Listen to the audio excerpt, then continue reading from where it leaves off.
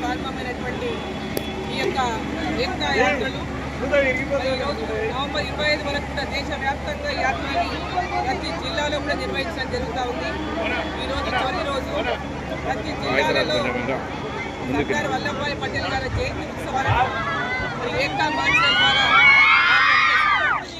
యువతలో నింపాలనేటటువంటి ఆకాంక్షతో ఈ దేశమంతా కూడా ఒకటే, అందరూ కూడా ఐక్యతాభావంతో ఈ దేశం యొక్క అభివృద్ధి కోసం కలిసి ముందుకు అనేటటువంటి ఒక ఆలోచనతో కేంద్ర ప్రభుత్వం సర్దార్ వల్లభాయ్ పటేల్ గారి యొక్క కృషికి, వారి యొక్క జ్ఞాపకానికి చిహ్నంగా ఈరోజు ఈ జయంతి ఉత్సవాలను పెద్ద ఎత్తున నిర్వహించడం జరుగుతూ ఉంది.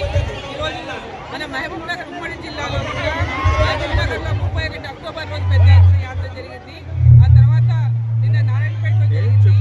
ఇవాళ జరుగుతూ ఉంది.